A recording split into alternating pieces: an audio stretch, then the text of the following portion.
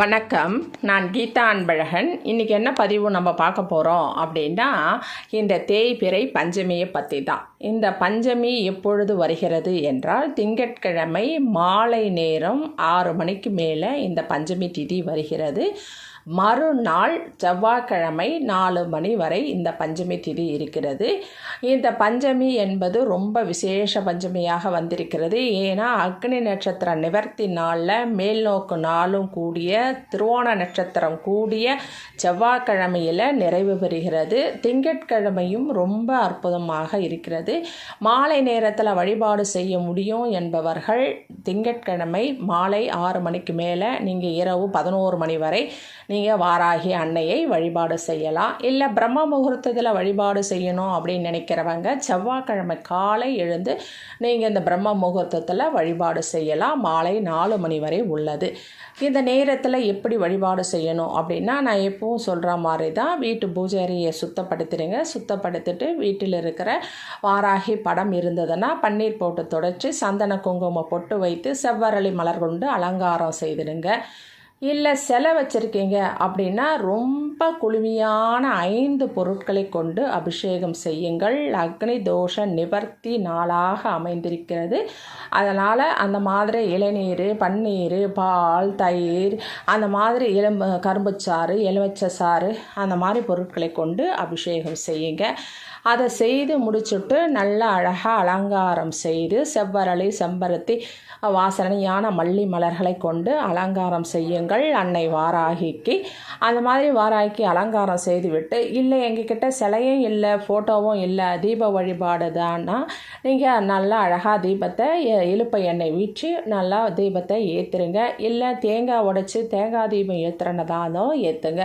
அது உங்களுடைய விருப்பத்தை பொறுத்து. தீப வழிபாடு என்றாலும் பரவாயில்லை. அந்த மாதிரி வழிபாடு செய்துட்டு நெய்வேத்தியமாக அன்று கண்டிப்பாக கரும்பு சாறு, எலுமிச்சை சாறு, அது மட்டும் இல்லாமல் நெய்வேத்தியமாக தயிர் சாதம், அந்த மாதிரி குளுமையான தர்பூசணி, அந்த மாதிரி என்னென்ன குளுமையான பொருட்கள் கிடைக்குமோ அந்த பொருட்களை வாங்கி அன்னைக்கு வைங்க. அந்த மாதிரி வச்சு முடிச்சுட்டு தூபதீப ஆராதனை செய்யுங்க. அது செய்வதற்கு முன்னாடி திங்கட்கிழமை மாலை நேரமே இது 6 மணிக்கெலாம் வந்துடுது. அதனால் இந்த ஒரு தீர்த்தத்தை அம்மா முன்னாடி நீங்கள் வச்சுடுங்க, படத்து முன்னாடி. மறுநாள் செவ்வாய்க்கிழமை அக்னி தோஷ நிவர்த்தி முடிந்த பிறகு பஞ்சமி முடியும் நேரத்தில் மாலை, செவ்வாய்க்கிழமை மாலை, அதாவது 28ஆம் தேதி, மே 28ஆம் தேதி மாலை நேரத்தில் இந்த சொம்பில் இருக்கிற தீர்த்தத்தை நீங்கள் வீடு ஃபுல்லாக தெளிச்சுட்டு மறுநாள் புதன்கிழமை கொஞ்சம் நீங்கள் குளிக்கிற நீரில் போட்டு குளிங்க. உங்களுடைய வாழ்க்கையில் இருக்கிற அனைத்து விதமான தோஷங்களும் தவிடுபொடியாகும் அன்னை வாராகி அருளால். சரி, அது என்ன தீர்த்தம் அப்படின்னு சொன்னால், முதல்ல நல்லா ஒரு பித்தளை சொம்போ செம்பு சொம்போ நல்லா சுத்தமாக துலக்கி க்ளீன் பண்ணி அழகாக எடுத்துக்கோங்க. எடுத்துட்டு அதுக்கு கொஞ்சம் வேப்பிலை, செவ்வரளி, அந்த மாதிரி ஒரு தோரணம் மாதிரி அழகாக அந்த கட்டிடுங்க. அந்த சொம்பை அலங்காரம் செஞ்சுடுங்க. செஞ்சுட்டு அது உள்ள சுத்தமான தண்ணி, நீங்கள் போர் வாட்டராக இருக்கலாம், இல்லை குழா தண்ணியாக இருக்கலாம், மட்டும் ஃபில்டர் தண்ணி பிடிக்காதீங்க, நேச்சுரல் தண்ணி பிடிச்சிருங்க. அந்த சொம்பில் அதை 3/4 பாகம் தண்ணி பிடிச்சிட்டு அதில் கொஞ்சமாக பன்னீர் விட்டுக்கோங்க. பன்னீர் விட்டுட்டு அதில் ஒரு சுத்தமான பழுத்த புள்ளி இல்லாத ஒரு எலுமிச்சம்பழத்தை அந்த தண்ணி உள்ள போட்டுருங்க. அதை போட்டுட்டு அதை உள்ள என்னென்ன பொருட்கள் போடணுன்னா, வாசனையான பொருட்கள் உங்கள்கிட்ட எண்ணெய் இருக்கோ அது மாதிரி ஜவ்வாது, புனுகு, கோரோசனை, இல்லை என்ன இருக்குதோ அதை போடுங்க. இல்லை பன்னீர் மட்டும் இருந்ததுன்னா பன்னீர் மட்டும் ஊற்றி வைங்க. வச்சுட்டு அதில் வாசனையான 4 மலர்கள் போட்டு விடுங்க. உங்களுக்கு அந்த செம்பருத்தி கிடைச்சாலும், இல்லைன்னா ரோஜா மலர், சிகப்பு ரோஜா, இல்லைன்னா மல்லி, அந்த மாதிரி மல்லி, முல்லை, ஜாதி, அந்த மாதிரி என்ன மலர் கிடைக்குதோ அதை கொஞ்சம் தூவி விடுங்க. தூவி விட்டுட்டு அந்த சொம்பில் ஒரு கொத்து வேப்பிலை, மா இலை, அந்த வில்வ இலை, இந்த 3 இலை உங்களுக்கு கிடைச்சதுன்னா, இல்லை கிடைக்கல ஒரே இலை தான் கிடைக்குது அப்படின்னா ஒரு இலை, அதை போட்டு அந்த சொம்பை நல்லா அழகாக தயார் பண்ணி இந்த அக்னி தோஷ நிவர்த்தி தீர்த்தம் ரெடி பண்ணி அன்னை வாராகி படம் முன்னாடி வச்சுடுங்க. திங்கட்கிழமை மாலை 5 மணிக்கு மேலே 6 மணிக்கே கூட நீங்கள் வைக்கலாம். அப்படி வச்சுட்டு மறுநாள் செவ்வாய்க்கிழமை 6 மணிக்கு அந்த தீர்த்தத்தை எடுத்து உங்கள் வீடு முழுவதும் ஒரு இடம் கூட விடாமல் மொத்தமாக அந்த வீடு முழுவதும் தொளித்து விடுங்க. தொளிச்சுட்டு மறுநாள் நீங்கள் காலையில் அதை கொஞ்சம் ஊற்றி நீங்கள் குளிக்கிற நீரில் சேர்த்து குளிச்சுடுங்க. இந்த மாதிரி தீர்த்தத்தை வைக்க மறந்துடாதீங்க. இது அக்னி தோஷ நிவர்த்தி தீர்த்தமாகும். நம்மளுடைய வீட்டில் இருக்கிற கண் திருஷ்டி, செய்வினை, பில்லி, சூன்யம் இல்லைன்னா மற்றவர்களுடைய பொறாமை பார்வைகள், எண்ணங்கள், தடங்கள், தடை அத்தனை விஷயமும் தவிடுபொடியாக மாறும்.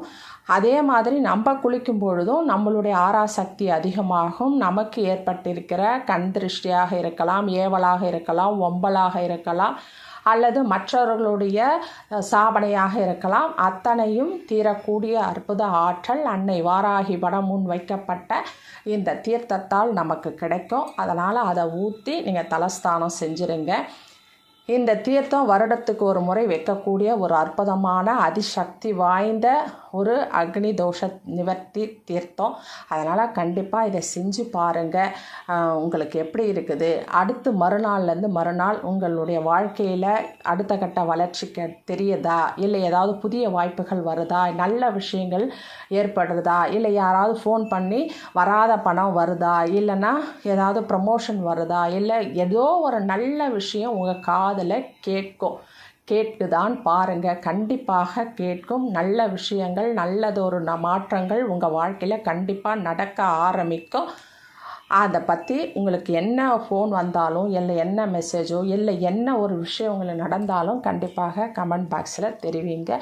கண்டிப்பாக வாராகி அருளால் முழு மனதோடு முழு நம்பிக்கையோடு அன்னையை சரணாகதி அடைந்து இந்த தீர்த்தத்தை வைத்து நீங்கள் பூஜை செய்து மறுநாள் எடுத்து நீங்கள் தெளித்து குளித்து நீங்கள் அதுக்கப்புறம் இருக்கிற வீட்டில் மாற்றத்தைகளை பாருங்கள். கண்டிப்பாக நல்லதொரு மாற்றம் எல்லோருடைய வாழ்விலும் கிடைக்கும்.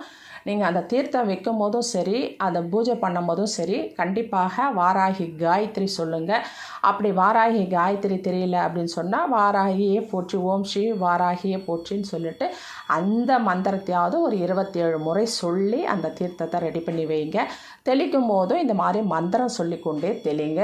நம்மளுடைய வாழ்க்கை, நம்மளுடைய வீடு, நாமும் அனைவரும் சுத்தமாக வாராகி கவசம் போல் நம்மை காப்பாற்றுவாள். சரிங்களா? நன்றி, வணக்கம், வாழ்க வளமுடன். இந்த வீடியோவை சப்ஸ்கிரைப் பண்ணுங்கள், ஷேர் பண்ணுங்கள், லைக் பண்ணுங்கள். தேங்க்யூ.